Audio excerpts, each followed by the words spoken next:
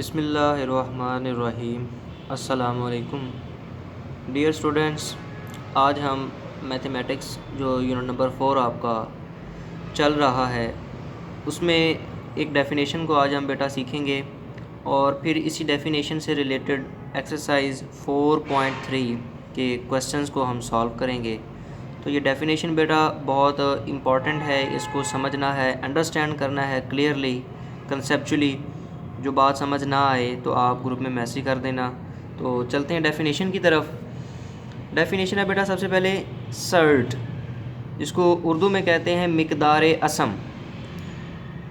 पहले इसकी डेफिनेशन को पढ़ते हैं और फिर इसको समझते हैं। डेफिनेशन है an irrational radical with rational radicand is called a surd. Hence radical nth square root of a is a surd if a is rational, the result nth root of a is irrational। क्या है बेटा? ऐसी गैर नातक मिकदार या जुमला जिसमें जज़री अलामत के नीचे नातक मिकदार दर्ज हो उसे मिकदार असम कहते हैं। यानी ये स्क्वायर रूट नहीं पढ़ना है इसको बेटा, nth रूट पढ़ना है। स्क्वायर रूट हम तब पढ़ते हैं कि जब इस n की जगह पे लिखा हुआ नंबर इंडेक्स, जिसको हम कहते हैं, इस n को इंडेक्स कहते हैं। रेडिकल फॉर्म में जो इस तरह से नंबर रिप्रेजेंट होता है, इस अलामत को जज़री अलामत रेडिकल साइन कहते हैं। इसके अंदर लिखा हुआ नंबर उसको हम रेडिकेंड कहते हैं, यानी मजजूर। और ये जो बाहर छोटा सा नंबर कोने पे लिखा होता है इसको इंडेक्स कहते हैं। और अगर ये ना लिखा हो तो इसको हम समझेंगे वो है 2, और इसलिए हम उसको पढ़ते हैं स्क्वायर रूट, जज़रुल मुरब्बा। तो यानी nth रूट ऑफ a को मिकदार असम कहेंगे अगर, ये यहाँ पे दो कंडीशंस को मैं हाईलाइट कर रहा हूँ कि यहाँ पे जो जज़र के नीचे लिखा हुआ जुमला या अदद है वो नातक होना चाहिए। a नातक अदद है, ये a नातक है। दूसरी कंडीशन, जब इस a नातक अदद के ऊपर nth रूट लिया जाए, चाहे कोई भी स्क्वायर रूट लें, क्यूब रूट लें, जो मर्ज़ी लें, उससे हासिल होने वाला जो अदद है उसका जो आंसर है वो गैर नातिक हो। मसलन फॉर एग्ज़ाम्पल आप देखें, ये मैंने अब देखें यहाँ पे इंडेक्स शो नहीं किया, इसका मतलब क्या होगा कि ये 2 है। तो स्क्वायर रूट ऑफ 3 यानी 3 का जज़र, पूरा नाम है 3 का जज़रुल मुरब्बा।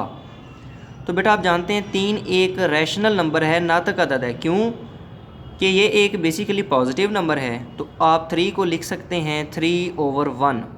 जिस नंबर के नीचे कुछ भी मौजूद बटे में ना हो हम उसको क्या कंसिडर करते हैं, 1। तो चूँकि जज़र के नीचे वाला नंबर बज़ाते ख़ुद एक रैशनल नंबर नातक अदद है, यानी 3 एक रैशनल नंबर है, आप जानते हैं। लेकिन जब हम 3 का स्क्वायर रूट जज़र लेंगे तो जो आंसर आएगा वो 1.7 समथिंग अशारिये में ऐसी अशारिया वाली कसर होगी जो अशारिये के बाद नंबर ख़त्म नहीं होंगे और रिपीट नहीं होंगे। तो ऐसी कसरे अशारिया जो अशारिये के बाद ख़त्म ना हो और उसमें डिजिट्स हिंद से रिपीट ना हों, ऐसे नंबर को हम जानते हैं बेटा, उसको हम कहते हैं इर्रेशनल नंबर। तो यानी 3 जज़र के नीचे वाला नंबर ख़ुद रैशनल है, लेकिन जज़र लेने के बाद इसका जो आंसर आएगा वो एक इर्रेशनल नंबर है। तो ऐसे ही नंबर को सर्ड या मिकदार असम, मिकदार असम की जमा मकादीर असम, ऐसे नंबर को बेटा हम क्या कहेंगे, मिकदार असम। यानी मैं दोबारा इसकी डेफिनेशन में मौजूद दो जो क्लियर पॉइंट्स हैं वो आपको क्लियर करवा दूँ कि nth रूट ऑफ a इस जैसा कोई जुमला या नंबर उसको हम सर्ड कहेंगे, मिकदार असम कहेंगे अगर जज़र के नीचे लिखा हुआ नंबर a रैशनल हो, यानी a नातक अदद हो, और the result nth root of a is irrational. तो nth रूट ऑफ a से हासिल होने वाला अदद गैर नातक हो। यानी कि जैसे आप जानते हैं कि 3 एक नातक अदद है, रैशनल नंबर है, क्योंकि आप 3 को क्या लिख सकते हैं, 3/1। तो 3 एक रैशनल नंबर है जो जज़र के नीचे लिखा हुआ है। लेकिन जब हम 3 का जज़र लेते हैं तो आप जानते हैं क्योंकि 3 एक मुकम्मल मुरब्बा नहीं है, लिहाजा परफेक्ट स्क्वायर नहीं है, तो इसका जो आंसर होगा आप इसको कैलकुलेटर से भी चेक कर सकते हैं, वो 1 पॉइंट समथिंग की फॉर्म में आएगा। तो बेटा लिहाजा ये क्या होगा, ये एक इर्रेशनल नंबर होगा। तो ऐसी जो है वो कोई एक्सप्रेशन या जुमला कि जिसमें जज़र के नीचे वाला अदद वो रैशनल होना चाहिए, वो इर्रेशनल ना हो। यहाँ पे मैं पहला जो नुक्ता है वो क्लियर करता चलूँ।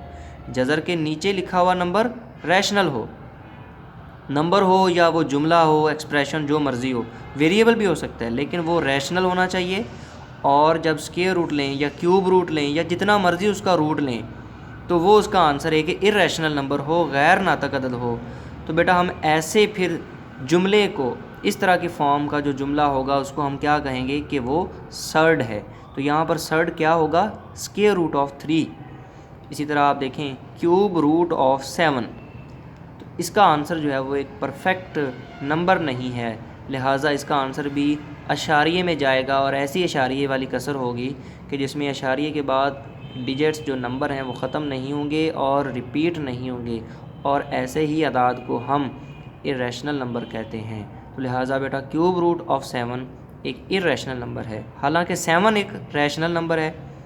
इसी तरह जब हम इसका क्यूब रूट लेंगे तो वो आंसर है कि रैशनल नंबर होगा, लिहाजा हम ऐसे जुमले को भी सर्ड कहेंगे। इसी तरह एक और एग्जांपल है फोर्थ रूट ऑफ 10।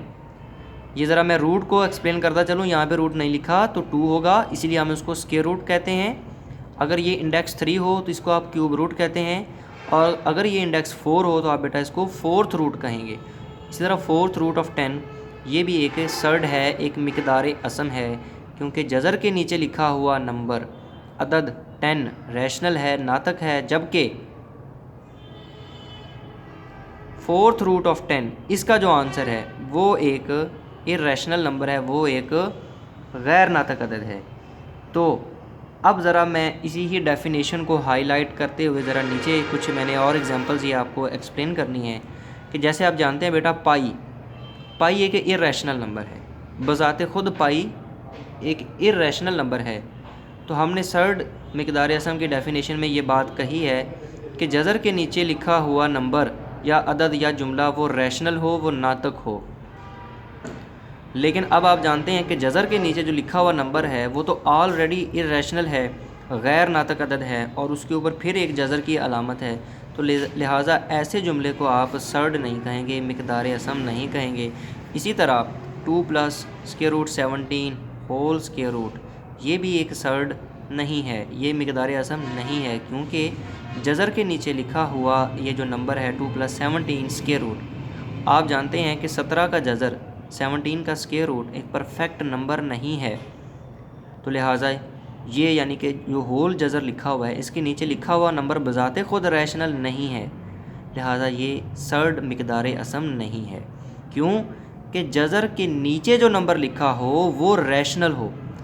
सर्ड की पहली कंडीशन के लिए क्या है कि जज़र की अलामत के नीचे जो ए है वो रैशनल हो, यानी यहाँ पर जो जज़र के नीचे पाई है या ये जो नंबर हैं ये रैशनल होते तो हम इसको सर्ड कहते। आर नॉट, अब आप यही मैं एक्सप्लेन कर चुका हूँ कि are not surd because pi and 2 + square root 17 are not rational numbers in surd nth root of A, N is called surd index. जो ये n है इसको सर्ड का इंडेक्स कहेंगे। Are the order of the surd, या इसको surd का order भी कहते हैं। जैसे अगर मैं बात करूं तो ये मैंने एग्जांपल्स दी थी कुछ सर्ड्स की, मिकदार असम की। अब आप देखें तो इस सर्ड का इंडेक्स नहीं लिखा तो 2 होगा, लिहाजा इसका इंडेक्स या ऑर्डर क्या होगा? 2। इस सर्ड का ऑर्डर क्या है? 3। इस सर्ड का ऑर्डर क्या है? 4। तो इसको हम ऑर्डर या इंडेक्स कहते हैं। The surd and the rational number A is called the radicand. ये जो जज़र के नीचे लिखा हुआ जुमला या नंबर होगा इसको हम क्या बोलेंगे? Radicand. The cube root of 7 is third order surd, यानी कि ये एक एग्जांपल मैंने ऊपर आपको पहले एक्सप्लेन कर चुका हूँ कि इसमें इस सर्ड का ऑर्डर क्या है? थर्ड है, 3 है, और 7 इसका क्या है? रेडिकेंट है। इसी तरह स्क्वायर रूट ऑफ 5 इस सेकंड ऑर्डर सर्ड, क्योंकि अब इसका इंडेक्स नहीं लिखा हुआ तो क्या होगा? 2 होगा, तो लिहाजा इस सर्ड का ऑर्डर क्या है? 2। ऑर्डर या इंडेक्स एक ही चीज़ है, जो यहाँ पे एक छोटा सा नंबर लिखा होता है उसको हम क्या कहते हैं? ऑर्डर या इंडेक्स। तो ये चीज़ मैं ज़रा यहाँ पे भी एक्सप्लेन कर रहा हूँ कि ये जो स्क्वायर रूट 5 विदाउट इंडेक्स लिखा हुआ है ये बेसिकली इज़ इक्वल है किसके? ये नंबर क्या होगा 2 होगा बेसिकली, आप लिखें या ना लिखें, इसीलिए तो हम इसको स्क्वायर रूट पढ़ते हैं, जज़रुल मुरब्बा कहते हैं।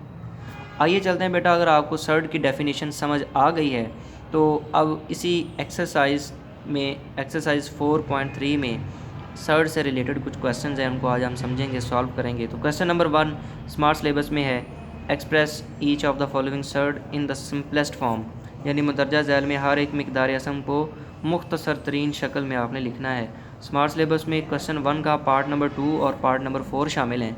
मैं आपको पार्ट नंबर 2 यहाँ पे सबसे पहले करवाता हूँ। तो आइए चलते हैं पार्ट नंबर 1 की तरफ।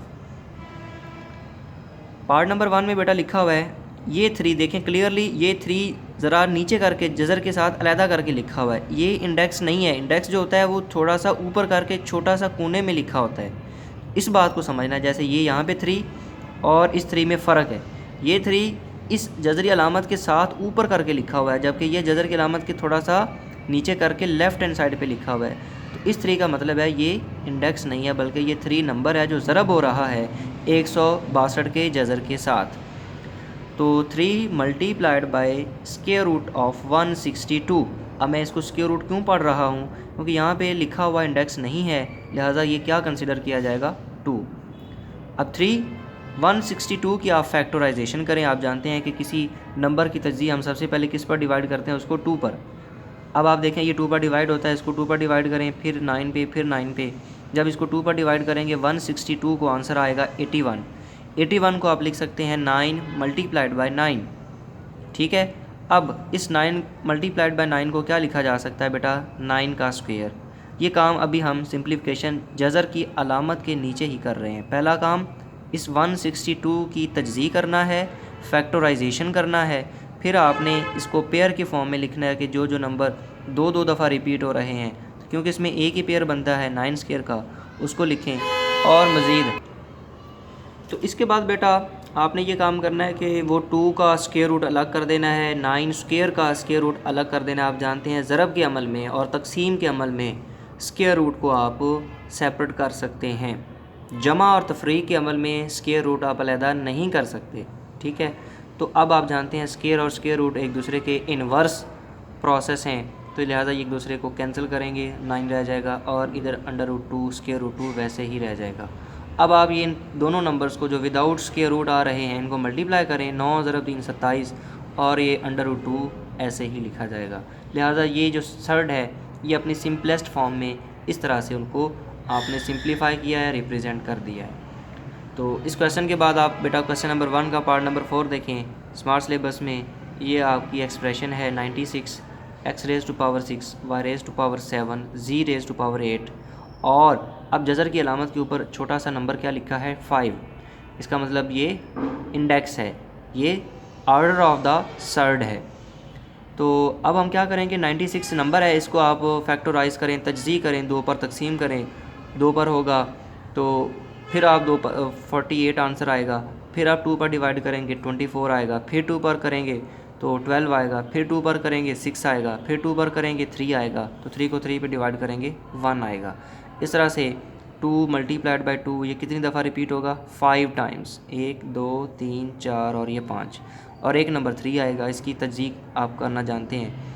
x⁻6 को मैंने ब्रेक डाउन किया x⁻5 इंटू x। ये मुझे क्यों करना पड़ा, क्योंकि ये देखें बाहर वाला इंडेक्स क्या है 5। इसी के मुताबिक आपने इस x⁻6 को ब्रेक किया 2 हिस्सों में।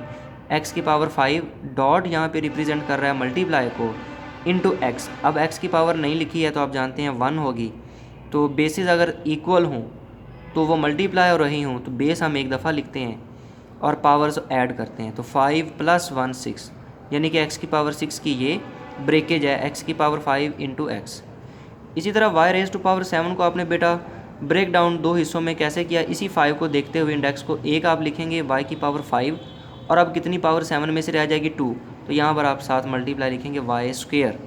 समझ आ रही है यहाँ पे, क्योंकि 6 में से एक ही पावर बच गई थी तो इसलिए x⁻1 जो कि हम लिखते नहीं हैं वो वैसे लिखी। अब यहाँ पे y की पावर है 7, इसको y⁻5 इंटू y² लिखा। इसी तरह z⁻8 को आप ब्रेक करेंगे z⁻5 इंटू z³, क्योंकि 5 और 3 8 ये वही बन जाएगा। अब आप बेटा ये काम करें कि 2 5 टाइम्स मल्टीप्लाई हो रहा है तो 2 की पावर 5 लिखा जाएगा, मल्टीप्लाइड बाय 3, ऐसे ही x रेज़ टू पावर 5, फिर ये बाकी तमाम एलिमेंट्स को आपने वैसे ही लिख दिया। अब आप जानते हैं कि ये मल्टीप्लाई में हम स्क्वायर रूट को, सॉरी स्क्वायर रूट नहीं कहें, अब यहाँ पे फिफ्थ रूट कहें, क्योंकि इंडेक्स 5 है तो इसको आप बोलेंगे फिफ्थ रूट। तो फिफ्थ रूट को आप अलग कर सकते हैं, ठीक है। इसी तरह 2 रेज़ टू पावर 5 का फिफ्थ रूट अलग हुआ। इसके बाद जिसमें x की पावर या जिसमें 5 पावर आ रही है ना, वो आप सबसे पहले अलग अलग कर लें। 2 की पावर 5, फिर x की पावर 5, फिर y की पावर 5 और एट द एंड z की पावर 5। जिनकी पावर 5 है उन नंबर्स और वेरिएबल्स को पहले लिख लें और उनके ऊपर फिफ्थ रूट अलग से लिख दें। इसके बाद जो बच गए हैं वो है बेटा 3, फिर एक x, y स्क्वायर और z क्यूब। ये ऐसे नंबर हैं, वेरिएबल हैं जिनकी पावर 5 नहीं थी, इनको आप कंबाइन फॉर्म में एक ही फिफ्थ रूट के नीचे लिख देंगे।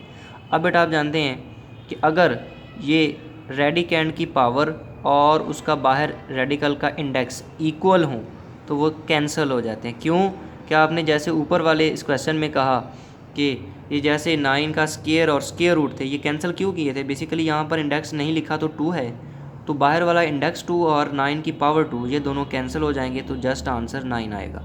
बिल्कुल ऐसे ही ये, बल्कि लॉज ऑफ एक्सपोनेंट्स में आपने पढ़ा होगा 7 क्लास में, ये है कि nth root of a raise to power n, यानी कि अगर a रेडिकेंड की पावर एक्सपोनेंट और रेडिकल का इंडेक्स इक्वल हों तो ये दोनों कैंसिल हो जाएंगे और रेडिकेंड रह जाएगा। इसी तरह बेटा यहाँ पर 5 पावर और ये इंडेक्स 5 कैंसिल, रेडिकल की अलामत भी ख़त्म, तो यहाँ पर 2 रह गया, यहाँ से x रह जाएगा, इसी तरह यहाँ से ये y रह जाएगा और फिर यहाँ से z रह जाएगा। 2xyz विदाउट रेडिकल साइन आ जाएंगे और 3xy स्क्वायर z क्यूब इसके ऊपर फिफ्थ रूट लिखा जाएगा। इस तरह से बेटा ये डॉट बेशक ना लिखें, इनको कंबाइन फॉर्म में 2xyz लिख दें और फिफ्थ रूट के नीचे 3xy स्क्वायर z क्यूब लिख दें। इस तरह से ये हमारे क्वेश्चन नंबर 1 पार्ट नंबर 4 में ये जो गिवन आपकी एक्सप्रेशन थी, ये उसकी बेटा सिंपलेस्ट फॉर्म है, मुख्तसर तरीन शक्ल है। आपने इसको तज्ज़ीह किया, सिंप्लीफाई किया, स्टेप बाय स्टेप मैं आपको एक्सप्लेन करता रहा। अब चलते हैं क्वेश्चन नंबर 2। तो एक्सरसाइज का क्वेश्चन नंबर जो 2 है वो भी इसी तरह ही है, सिंप्लीफाई द फॉलोइंग, दर्ज झैल को मुख्तसर करें। ये का आपको पार्ट नंबर 5 ही जो है वो स्मार्ट सिलेबस में इसका शामिल है। तो आप इसको देखें, square root 21 multiplied by square root 7 multiplied by square root 3। अब आप 21 को वैसे लिखें। अब आप जानते हैं कि यहाँ पे रेडिकल साइन और आपस में 2 नंबर मल्टीप्लाई हो रहे हैं, तो हम क्या कर सकते हैं, रेडिकल साइन एक ही लिखेंगे, अंदर वाले रेडिकेंड्स को आपस में मल्टीप्लाई कर देंगे। 7 मल्टीप्लाइड बाई 3 लिखा, फिर इनको मल्टीप्लाई किया तो 21 आंसर आ गया, 7 ज़रब 3 21। अब आप देखें ये 2 ऐसे एक्सप्रेशन हैं कि जिनका स्क्वायर रूट जो है वो उसको हम कंबाइन कर सकते हैं और इसके अंदर लिखे हुए नंबर 21 मल्टीप्लाइड बाय 21 को क्या लिख सकते हैं, 21 का स्क्वायर, और अगले स्टेप में स्क्वायर और स्क्वायर रूट कैंसिल हो जाने से ये आपका आंसर आएगा 21। तो ये है बेटा इस जुमला की मुख्तसर तरीन शक्ल। इसके बाद बेटा आपका ये जो बुध वाले दिन टेस्ट है 9 दिसंबर को, उसका मैं स्मार्ट सिलेबस के मुताबिक टेस्ट का सिलेबस आपको ये यहाँ पे बता रहा हूँ। मज़ीद आपको ग्रुप में इसकी पिक्चर भी सेंड कर दूँगा, तो पहले समझ लें कि इस सिलेबस में क्या क्या चीज़ें शामिल हैं। सबसे पहले डेफिनेशंस, तारीफ़ें। यूनिट नंबर 4 से सबसे पहली डेफिनेशन आपको पहले लेक्चर में अलजब्रिक एक्सप्रेशन यानी अलजबरी जुमला, फिर पोलिनोमियल एक्सप्रेशन कसीर रकमी जुमला, तीसरी definition degree of the polynomial कसीर रकमी का दर्जा, फिर चौथी डेफिनेशन रैशनल एक्सप्रेशन नातक जुमला। ये चारों डेफिनेशंस पहले लेक्चर में आपको एक्सप्लेन की थी, उस लेक्चर को दोबारा सुनिए, अगर उसकी समझ नहीं आई तो उसको याद कीजिए। और पांचवी डेफिनेशन आज के इस लेक्चर में सर्ड्स, मिकदार असम की जमा है मकादिर असम। अगर वो एक है बेटा उसको मिकदार असम कहेंगे, उसको सर्ड कहेंगे। अगर वो एक से ज़्यादा हैं तो उसका प्लूरल जमा क्या होगा, सर्ड्स, उसको उर्दू में मकादिर असम कहते हैं। इसके बाद बेटा एक्सरसाइज नंबर 4.1 के शॉर्ट क्वेश्चंस, मुख्तसर सवालात में स्मार्ट सिलेबस के मुताबिक क्वेश्चन नंबर 3 का पार्ट नंबर 1, 3, 6 और क्वेश्चन नंबर 4 का पार्ट नंबर 2, क्वेश्चन नंबर 6 का पार्ट नंबर 1, 3 और 5। तो ये थे क्वेश्चन एक्सरसाइज 4.1 के। इसके बाद एक्सरसाइज 4.2 के बेटा स्मार्ट सिलेबस में क्वेश्चन नंबर 14 उसका पार्ट नंबर 1 और 2, एक्सरसाइज 4.3 का क्वेश्चन नंबर 1 का पार्ट 2 और पार्ट नंबर 4, क्वेश्चन नंबर 2 का एक्सरसाइज 4.3 में 1 और 5th पार्ट। इस तरह से ये बेटा शॉर्ट क्वेश्चंस शामिल हैं इस टेस्ट में। और इसके बाद लॉन्ग क्वेश्चन बेटा एक्सरसाइज 4.2 में question number 3, question number 5, question number 8, question number 11 और क्वेश्चन नंबर 13। ये क्वेश्चन आपके स्मार्ट सिलेबस के मुताबिक 4.2 से आपने तैयार करने हैं। और थ्योरम नंबर 4 यूनिट नंबर 12 यानी कि 12वें यूनिट में चैप्टर में मसला नंबर 4, जिसकी ये स्टेटमेंट भी मैं आपको एक्सप्लेन कर देता हूँ। Prove that any point on the bisector of an angle is equidistant from its arms. साबित करें कि किसी जाविया के नासफ पर हर एक नुक्ता उसके बाजुओं से मुसावियुल फासला होता है। और ये थ्योरम बेटा ये मसला आपको पिछले प्रीवियस लेक्चर में मैं समझा चुका हूँ, क्लियर करवा चुका हूँ। अगर फिर भी आपको ऊपर ये जो आपको ओवरऑल सिलेबस बताया है इसमें किसी किस्म का भी मसला हो तो आप बेटा ग्रुप में मैसेज कर सकते हैं, लेकिन ये ना पूछिए कि सर सिलेबस क्या है। देखिए मैं आपको क्लियरली समझा भी चुका हूँ कि ये डेफिनेशंस हैं, ये आपकी एक्सरसाइज के क्वेश्चन हैं, शॉर्ट क्वेश्चन, और ये है लॉन्ग क्वेश्चन, और ये है थ्योरम। मज़ीद आपको ग्रुप में इसकी पिक्चर फ़ोटो भी मिल जाएगी, आप वहाँ से समझें। मसला अगर आपको किसी चीज़ में समझने का हो, किसी क्वेश्चन में, थ्योरम में, वो आप ग्रुप में मैसेज करें और बेटा आपको उसका रिप्लाई मिल जाएगा। Thank you very much. Okay बेटा, अल्लाह हाफिज़।